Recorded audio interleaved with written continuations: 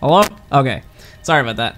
My soundboard is not cooperating with me today, guys. I apologize. Anyway, welcome back, ladies and gentlemen, once again to the North American ESL Go4Guild2 Cup number 7. This is the grand finals we're about to go into. It should be the Abjured versus the Absurd, but we have a new team in the grand finals this week. It's actually not a new team. It's just the Absurd, and they've renamed themselves because the Absurd and the Abjured is going to get way too confusing for anyone to keep up with. So they've got a real name now, and I don't know if this is going to be their permanent name or not, but at least for the next month, it's probably going to be their name, and it's going to be Dodge or Die, or DOD, so just don't confuse them with like the Department of Defense or anything. Anyway, though, it's going to be the same roster that you would expect to see for the Absurd. It's H-Man, Cade, Tarsus, Ostrijegs, and Zombify. Not sure if Zombify was playing with them last week, but he is going to be joining them for this week's finals as we head into the game. We're going to give a very quick preview of the comp. I mean, like, taking a look, it's pretty much the same thing. I mean, Ostrijegs has unfortunately given into the dark side of the Force, and he is running with the Celestial Rifle build. So sad. Tarsus is going to be running again with another Shout Warrior, and in fact, it's like the exact same build. There's one difference in the build, and it's a key difference, and it's going to be the choice of a Dagger Pistol Thief over a Sword Dagger Thief. That's a pretty big difference, though, when you think about it in terms of pure damage coefficient.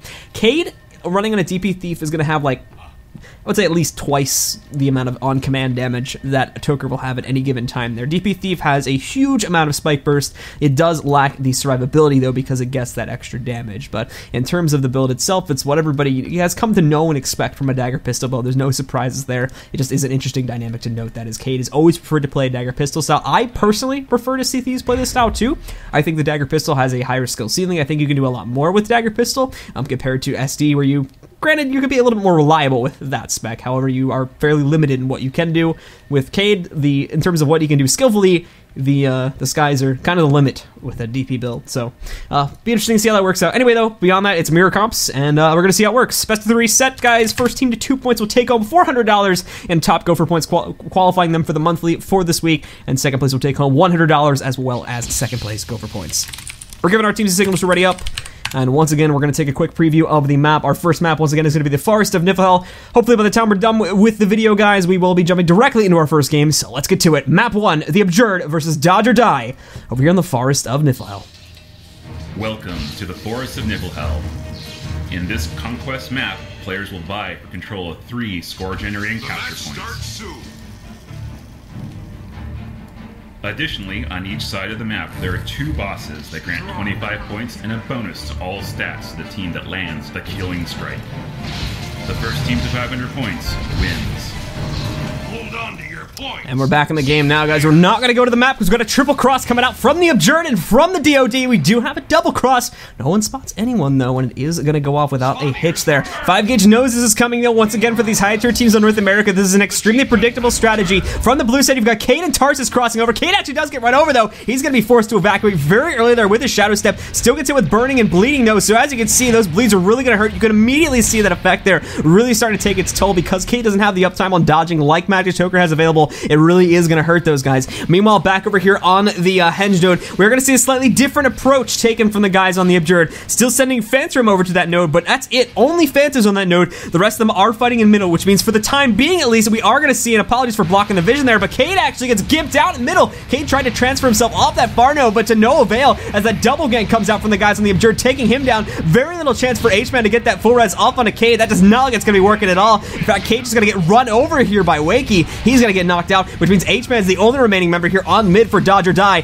and that's just not going to be happening all too well. H-Man will now fall down with 3 members of the Abjured being here, and the opening advantage will be going to the Abjured as they are going to be holding control of both the middle node as well as their home node. 5-Gauge is still currently engaged versus Tarsus for control of that Fear Me. Nicely done, putting him into a corner there too. Gets the decap off. Nicely done by Tarsus. He's going to take a bit of a push in his team's favor now, as with that decap, that is going to stop the flow of points. However, now Magic Toker's coming in. That is where the pressure for Tarsus becomes too much. However, Cade off the respawn here now too. He's coming in. Let's see if he can help out a little bit better this time. Keep in mind that too, Cade getting knocked off that early off the map, that's not going to be good. He needs to come in here. He needs to gank out someone. Otherwise, he's unfortunately just going to be food for the rest of his team there. 5-Gauge, as you take a look at him too, as he's getting fairly low. And Cade as well made a nice DPS pressure over there onto Magic Toker. Almost managed to take him down, but Nos with that huge Condi Bomb onto Cade, pretty much guaranteeing that he's going to go down though. Might be able to give some damage off onto Toker, but no, he gets gimped out the second he pops into stealth there and is now forced to stand on this node and basically keep things decapped for as long as he possibly can. But once more, unfortunately, due to the superior DPS coming out from Abjured, Cade is going to find himself knocked out for a second time so far this game. And once more, looking like the Abjured will still be holding control for the majority of the map.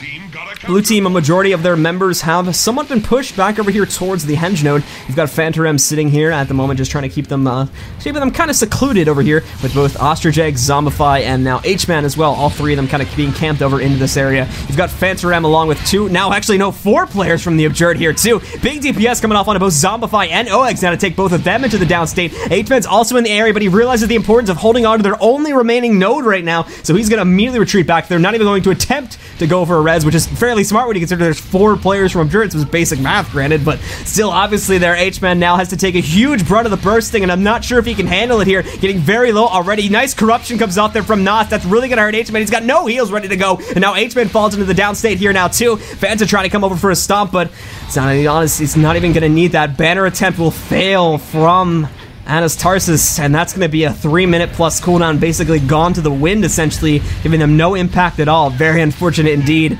Putting Dodge or Die behind even more now, as Abjured just continues to dominate so far in the opening parts of this game. Meanwhile, back on mid, we do see Cade. He came in here and made a nice decap attempt versus Wakey. Wakey's hot on Cade's tail, though, as Cade's just going to attempt to basically run around, like ring around the rosy with Wakey at this point, with both the red team's home node and the mid node there. He will come in. I think he might just get this decap, and no! We will see him get... Oh, actually, he does overshoot that swoop a little bit there. Oh, bit of a mistake by Wakey, overshooting the FGS just by a tiny bit there, and will score that decap. Good blind comes out there from Cade, too, to stop that knockdown from affecting Cade. Still has a deal with a DDLE on point, though, which is a huge disadvantage towards him here. He needs to execute that damage in a big one burst, but unfortunately with a DDLEs have plenty of ways to counter that out, and overall here, this is still going to be a losing fight for Cade.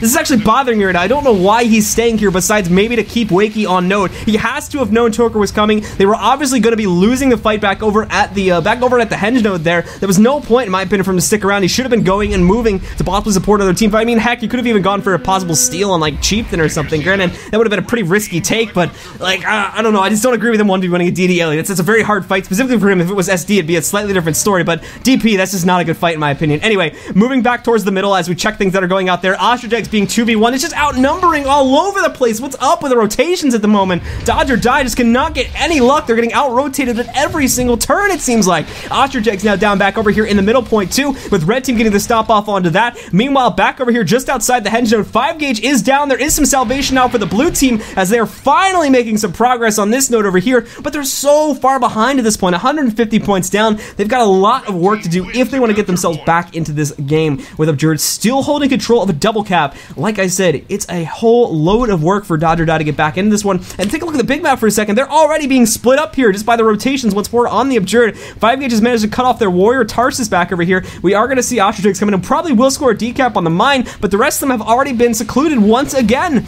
Back over here, they've been pinned in. They're like farm animals. They've been pinned in back over here at the henge node, and unfortunately, it's not looking like they're going to be able to get out of this point anytime soon, as they're still trying to get full control of this node. They will get mined for free. That is one of the redeeming qualities here, but again, with them being pinned into their home node, I talked about this many times before, that's never the situation that, in my opinion at least, you really want to be in, just because of the fact that even if you do win that fight, which is looking likely, Grant, it is looking likely that Dodge or Die will take this one and actually get a consistent 2-cap hold.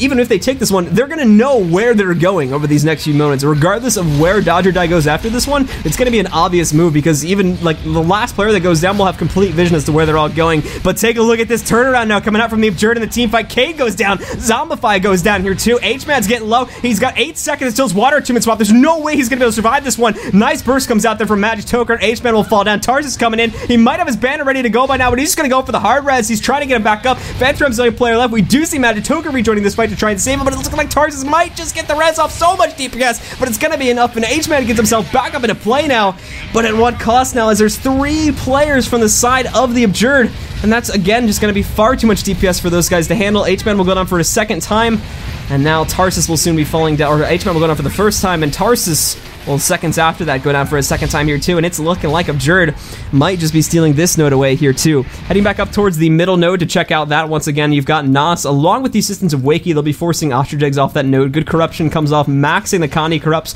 over on Ostrich. They're really going to force him off the node and force a heal there too, which is key. As once again, if they do catch up to the other members of the red team here, OEGS doesn't really have any Connie clones beyond that healing turret, so that will cause him some trouble if they try to focus him down, which is more likely going to make him the logical focus target. It's either him or Zombify. They're going to be the two focus targets here, and right now both of them are looking pretty weak, to be honest here. Zombify, I haven't really been seeing him do too much this game. He's been subdued pretty nicely by the members of the Abjured throughout almost the entirety of this game, and he even gets bugged into a corner there too, having a bit of trouble just moving himself around the map. He's going to go down along with Ostrich, who gets, I want to say got crated there? Actually, no, that was friendly crate, so tried to save himself with that, but he's going to go down along with Zombify, as I just said, and once again, a 3-cap will be gotten and solidified for the guys on the Abjured, meaning more than likely now, this first game is going to go completely in their favor.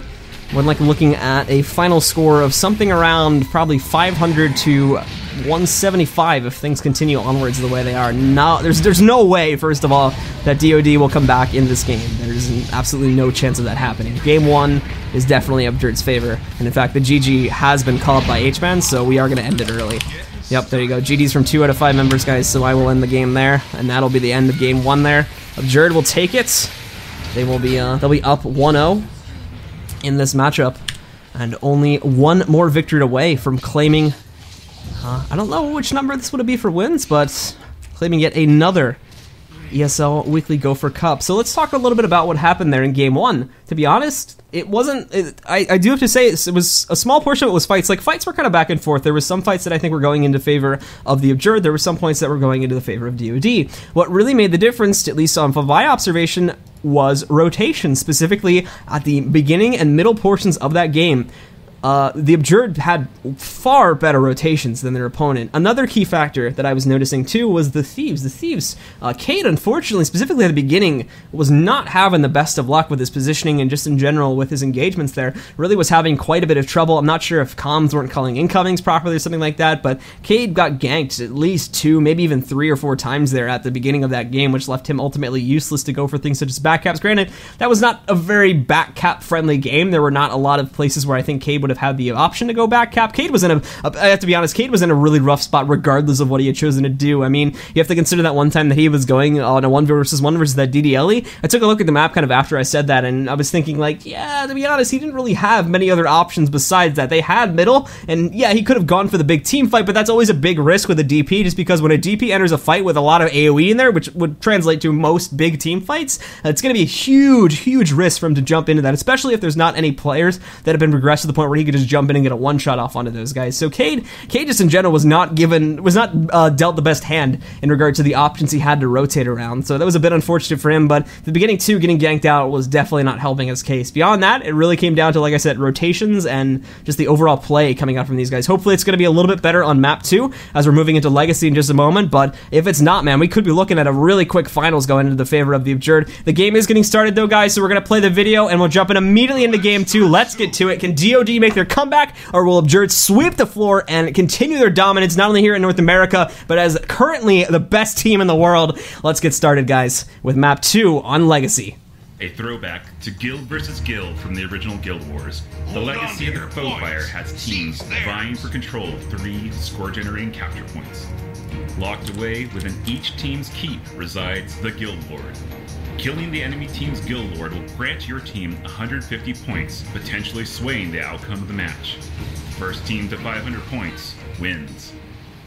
And we're back in the game now, guys. As you can see, combat is already getting started here. We have a 3 versus 2 with the red team in the advantage right over here at red team's home node. Cade with a misrotation at the start here might cost the blue team heavily. Tarsus is already on the retreat, as will be Cade in just a second. Cade does pinhole himself here. He needs to try and get a shadow step up to the top, as Nas is going to easily be able to throw down a couple marks onto him. Thankfully, is not going to get hit with too many of those. And actually, he's playing a mind game. He's got a really long stealth. He's going to have to wait at least 5 seconds. Red team might catch on to this. And yep, 5-gauge catches onto the mind games here. So Cade will not be, or rather, 5-gauge will not be surprised by this one. But Cade is still going to go for this fight regardless. Again, another hard engagement for Cade, just because of the fact that, again, so much CC being involved here. Just trying to go immediately for big teams, but nice meltdown there from 5-gauge. Absolutely decimates Cade to take him out of play. And that's going to end that 1v1 real quick and hand over control of that home node there over towards the red team. Meanwhile, back in mid, Tarsus is being focused too. Remember, he was at that quarry node and retreated away, but he's been under pressure pretty much this entire time. He's probably going to get knocked out. H-Man's already been full killed there too. Ostradex is probably going to be the next logical target after this, but actually I got to give props to Tarsus. Tarsus looks like he's going to be alright. He managed to survive through that one. Not only that, but they're turning this big deeps around into Nas. Nas got too confident with that one, and he's going to be taking a huge amount of deeps. Now look at all the Condies on a Nas here at the moment. Needs to try and get that heal off. It's going to be a big heal granted if he can get it up, but no, it's not going to happen. He falls down. Double res, triple res coming off from the guys in the Abjured, but big fear comes out. Once again, a Fear Me, I think, coming out there from Tarsus. That's going to stop that res process. They're going to get a big kill on Nas here, I think, and nicely done. Nas will fall into the down state, knocking him out. That's going to eliminate pretty much every single bit of main Condi deeps that's coming out from red side. They're still going to have Selly Condis coming in from the engineer, but that's going to eliminate most of the dangerous conditions, and now these guys are going to be looking like they'll be in a much better position to fight. They have to keep Zombify up and rolling, though, because things are basically going to even themselves out if Zombie goes down. They're trying to get that double res off. Thankfully, it does. Fenrir, I'm a little bit late there with that updraft. Unfortunately, it's going to basically go to waste now, as they're not going to stop that res going off on a Zombify, but Magic Toker's still coming in. Magic Toker too aggressively. He gets feared off. I think an auto fear is going to screw him over as he falls into the down state now. Ostradex trying to finish him off, and to be honest, it's not even really necessary going for a stomp on him. They'll full kill him. Zombify will get himself back up now for a third time in this game as Fedstrom continues to harass him, granted, and it's honestly looking like we might see DOD take control of middle point. They did lose their home node, though. That's an important thing to note. They did lose control of their home node. Cade is taking control of the quarry node. But if he wants to keep it, he has to 1 versus 1 5-gauge, and, well, we all saw how that went last time, and it didn't really go so well. Yep, there you go. He's going to want the oil slick up here once again. That's going to run over Cade. Cade, thankfully, was able to get out of it that time without getting melted down too quickly. Nas is also on the horizon here, too, but it's much better covered this time, as Ostradex is already on Nas's body there, putting some DPS on him, and it's looking like Cade's going to come out on top. In fact, 5-gauge is going to try to come over here to put some pressure onto Ostradex to hopefully get things off of Nas here a little bit and let him survive, but he will take 5-gauge into the down state, and we're going to have a stomp race. Cade going in for big deeps as he get Nas to the downstate. Not that nice dodge, but a pull comes out there. Downstate coordinating himself with Cade and Ostradex. Nicely done. All 4 in the downstate race, but that will win. That will be a victory, I believe, for the blue team now, as they are focusing down 5-gauge. He'll die first. They'll get the blue team members back up into play, and it's looking like, for the time being, at least DOD will come out on top here. They've got control of the quarry. They're looking good. Actually, hold on. They're not looking good on middle just yet. OEGS went down, waking up for that stomp, and he's going to get that stomp. They're not good just yet. And they're now going to start to turn around middle point, but to be honest, it's kind of an even dice either way you look at it. No one really has a serious advantage. It really, at this point, could go either way. Nos just died back over here, too, with them finishing him off, and now it's only Magic Toker alive. Cade not having the best of luck versus Magic Toker here at the moment. Nicely done. Interrupts the Bass event in there, too, which really could have screwed him over had that have connected. So Toker will claim a 1 versus 1 duel. Not only that, but that's going to cost them control of the quarry node here, too. And now Red Team will have their own 2-cap and start to rocket ahead. On mid, it's still 1v1 territory with Wakey and H-Men DPSing each other down. Ostradex is going to be joining this engagement here too, but at the same time, Magic Toker is on the horizon to even things out in a 2v2 fight, which I think Magic Toker will probably be making a bit more impact than OEGS, considering who they are trying to DPS against. Their Wakey on the DDLE is Wakey playing DDLE? I'm trying to see. Yeah, they actually have switched Wakey over to the DDLE. They've taken him off the Warrior for this set. So with Wakey on the DDLE there, he's not really going to have any trouble, in my opinion, handling Condi Deeps coming in there from OEGS. They should be alright, and as you can see, it's going to be pretty prevalent there. Waterfall, we haven't actually looked at Waterfall yet this game, so let's kind of take a look at what's happening there. Zombie and Cade currently assisting each other against Phantom there. Getting Phantom off node too, so they'll force a early Vapor Form pop coming out from there, and Zombie will be able to get that stomp off. No trouble, a little bit close on his health pool. Magic Toker with the clutch kill there on the Zombie, getting him just before he clears combat. I think Cade is going to come in there. Nice fear comes off from Zombie as well. Safety SR from Cade. Not 100% sure that was necessary, but still just playing it safe. That'll get him back up, and then back over here once again on midpoint. We'll see reinforcements coming in both the form of Cade as well as Magic Toker, and soon Zombie in just a couple seconds here as well. On mid, Magic Toker's on the run, moving away from this fight. Fortunately, things are a little bit too hot for him at the moment, so he's really not going to want to stick around in this one. And he's actually going to come over here too. Again, this has been Toker's specialty. You take a look at this too. He's just like, oh, someone's at low health, let's go gank. That's like pretty much been like 90% of Toker's teamfight presence at this point. again, for not only this set, but the last set too versus Radioactive, it was like all I saw him doing in terms of kills. Like this set's been a little bit different. I have noticed him playing Thief Hunter a little bit versus Cade, but pretty much every time I've seen him go into a team fight, he's been like, oh, someone's a little health. Let me just dive in here and gank him real quick. And it's been going pretty well for Toker. It's actually been fairly well coordinated, to be honest. Like I didn't expect it to go that well. Like every time he arrives at a fight, it just seems to be extremely convenient that like someone's low enough for him just going, oh, let me finish this guy off real quick. So it's working out pretty well for Toker at the moment. He's getting quite a few easy pickoffs so far throughout the entire tournament today. But of course, as we move back into the combat itself, Abjured is still in control of this set with another 3-cap, and a 3-cap on this map is huge, by the way. It's really hard to get a 3-cap and keep it for like longer than 5 seconds. It's really hard to do, and it's looking like the Abjured, they're not only going to do it, but they're going to hold it too. Take a look. Cade can't even go for a decap on Quarry or Graveyard. He's going to be able to go for one in just a second because we will see OX. Ooh, they might actually lose both here. Wakey with a bit of a mistake, and oh! Wakey, this is going to hurt now. They're going to lose not only this point, but they're going to lose Quarry too, as Cade's going to sneak back behind this. He probably didn't really know Cade was around there, though. They could have figured that out had they have been calling out numbers, but unfortunately, that did not happen that time around. So they are going to lose both their nodes there. They still got a strong presence of Waterfall, though. Not looking like they will lose that anytime soon. They are going to give up Quarry for free, but they shouldn't be too much off their shoulder, considering they are a little under 200 points ahead, and obviously, as we just saw there, they got back control of the Graveyard fairly fast, so it's not going to be, like I said, they still have full control of the map, and nothing's really looking bad for them. And this time around, again, it's really just looking like those rotations are really hurting Dodge or Die here. They had a good start going, but unfortunately, they kind of stalled their own progress here, putting themselves into some possibly questionable fighting positions here. Cade, once again, I think was having some trouble with the far node handling that. There was some nice fights from those guys, but again, it looks like kind of a couple mid-fight engagements. I think it's been coming down to mid, mostly, to say, in terms of them having issues with engagements on the side of Dodge or Die. They've been having a lot of trouble winning their mid-fights. Side nodes have been going pretty well for those guys, it's just they have been having a whole lot of trouble winning anything at mid, and because they put, to be honest, a pretty heavy focus on mid. If they just ditch mid and try to focus side nodes, I think they could do a lot better, but because they've been trying to focus mid so heavily, that's been causing them a lot of trouble, as they've been really unable to win any big mid fights, with the exception of maybe like 1 or 2 at the start. And this has been causing them some trouble, as Abjured is still kind of dominating the map, as they lose players at mid, or they lose like 1 or 2 guys on a side node, and then things just topple down from there. It seems like that's the issue at the moment for Dodge or Die, is that their recovery is not the best. When they start to lose players, things really start to go bad. And granted, again, this is still technically speaking a new roster. I say that very loosely just because of the fact that I'm sure plenty of these guys have played together before. Apologies. Highlighting the wrong team. I'm sure plenty of these guys have played together before. Like, Tarsus has been with Apex for most of the time, so Tarsus and H-Man have been playing together for a very long time on Apex, but Cade and Zombie, I know those guys have been playing together for a long time.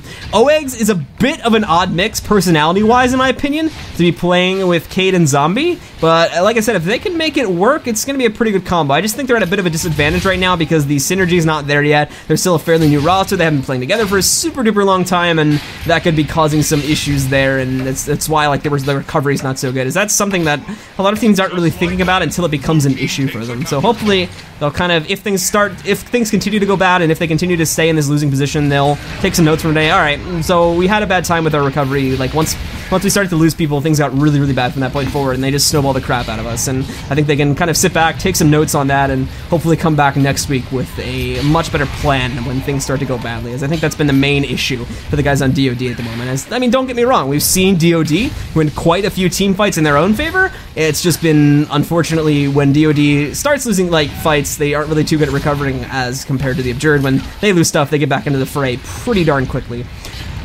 Anyway, Nos going down as we return to the fighting action back over here at the waterfall.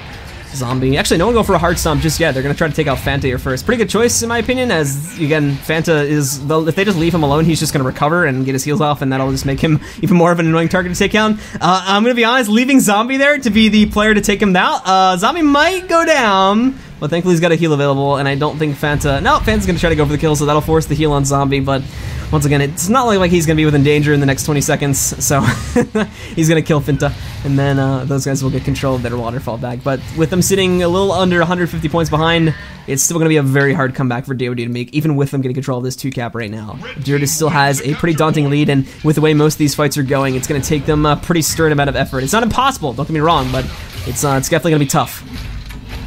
Currently, the only node not controlled by DOD at the moment is going to be the Quarry. They are pushing heavily into that one, but that heavy push actually goes away pretty quickly. And this is what I was talking about, the recovery, like when things don't go their way, something just went wrong there on the comms, what we just saw there. Tarsus stayed in the fight when it was obvious that 2 or 3 of the other ones were trying to pull out there. So I don't know what ended up going on the comms of those DOD there, but someone made the call to pull out. 2 of the guys agreed. Tarsus didn't get the message, or the message wasn't clear enough because he either wasn't able to get out of there or he just didn't get out of there for some reason. So that is going to cause issues now. Things like that will take time to get together. That's just something that you need to learn to do together as a team. And that, once again, as I iterated in the last set, communication is such a huge part of this game, and newer teams are not even going to be coming close to higher tier teams a lot of the time just because of the fact that their communication is not there yet. They don't recognize each other's play styles, and things like that are going to happen where you have miscomms, which are causing the life of 1, sometimes even 2 players, and that just compiles against you in the grand scheme of the game.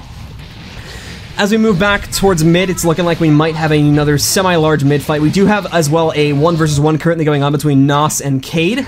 Cade is playing this one a little bit aggressively, as he kind of should versus a Necro there. Does obviously have to be careful of things like the auto fear that Nos are going to be tossing on him, and just in general those spike fears that the second he comes into DS, he can instantly pop off on a Cade there. So he's got to be a bit careful. Good fear muck obviously coming off there, but as well, Cade's looking like he's not having too much trouble with this just yet. In fact, he's looking pretty good in this 1 versus 1. He's forcing Nos to play extremely conservatively at the moment. And good usage of LOS here from Cade too, but uh-oh, big trouble now as he does manage to get another fear off onto him. Condi locking him, nicely done. I think that was a corrupt boon going off onto Cade. That's going to finish the job. Cade will go into the downstate, and Nos will claim that 1 versus 1 victory. Back over here on the mid node, you've still got H-Man taking on Wakey rather, and Zombify is there on the side supporting too, but again, with it being mainly Condi based, and this is just part of the reason why we've seen Wakey switch over to a DDLE too, as some people in the chat may be wondering, like, why did he suddenly switch from Warrior to Ellie? Well, because most of the DPS coming in from the blue team is Condi based, or at least most of their main DPSers are going to be Condi based, and you've got Zombify as well as Ostrich to worry about. So with that much heavy Condi coming into play, it's just much better to go on Ellie. They have, in my opinion, much more reliable Condi cleanse, and it's a lot easier to manage it when you have 2 of those on your team, I feel. So that's kind of why we've seen that going. But the lead for the Abjured has somewhat dissipated. It's only sitting at about a 100-point lead at the moment, and we've got all 3 nodes stalemated. We will actually see Abjured get back control of the quarry in just a moment, with Ostrich going down over on that node. Does not look like anybody else is interfering with the recap, so red team will be getting back that node in just a second. Blue team, it's still definitely plausible for them to make a comeback, but the way this game has been going, it's not likely. That's the issue. They can make some miracle turnaround right now, where they suddenly just wipe everyone from Abjured off the map and get a huge snowball. They can definitely make a comeback here, but it needs to happen really soon. Not only does it need to happen soon because of the fact that, well, they need to stop them from getting to 500 points, but as you take a look at the clock, there's only a minute and a half left in this game, and it's going to get to a point very shortly where it's virtually impossible, unless they rush Lord for time.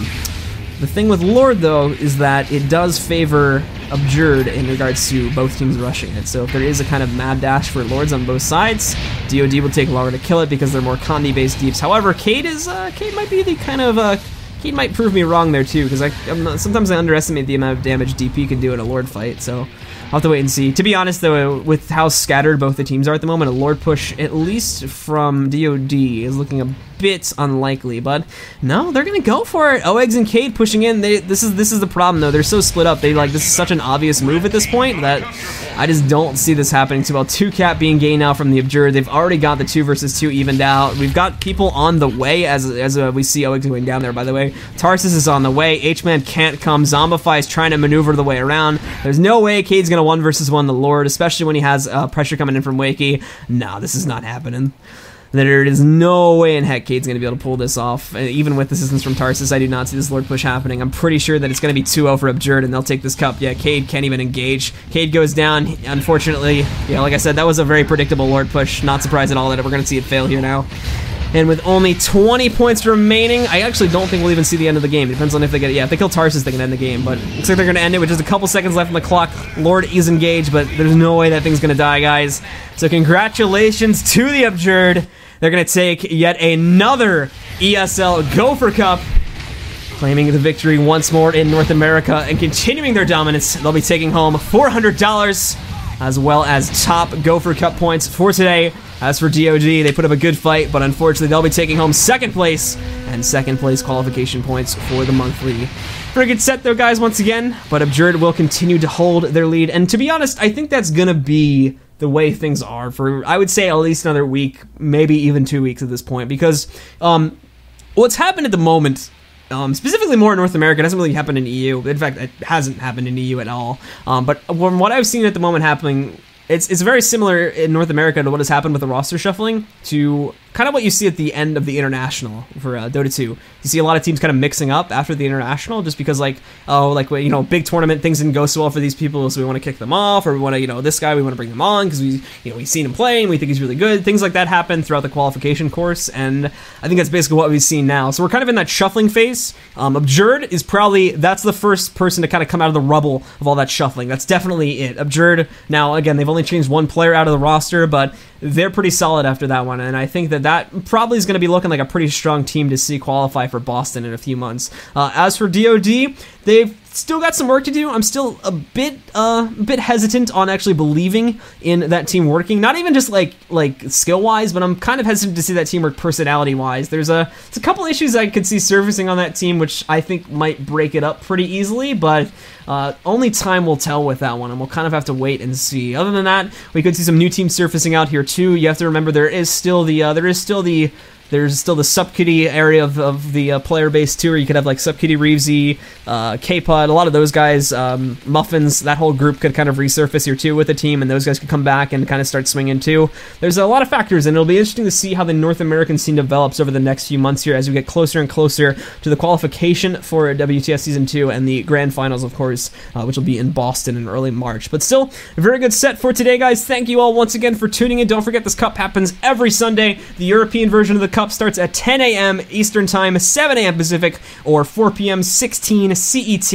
It's not hosted here. It's hosted over on the main Guild Wars 2 channel. That's over at twitch.tv/GuildWars2. The North American Cup is hosted here on this Twitch channel every Sunday as well, just a few hours after that at 4 p.m. Eastern, 1 p.m. Pacific, or 22 CET for those of you that are wanting to watch from Europe.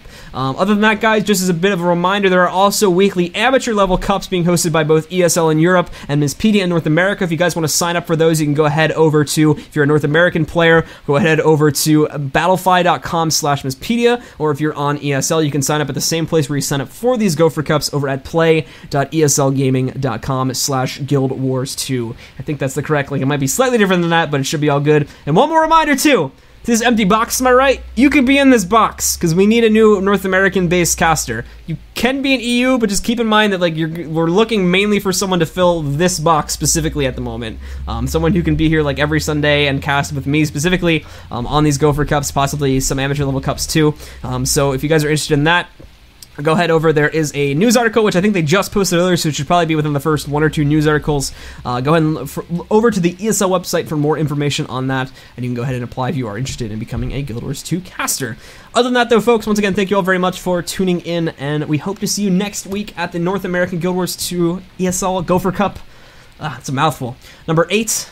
And yeah, thanks once again, guys, and enjoy the rest of your day. Bye-bye.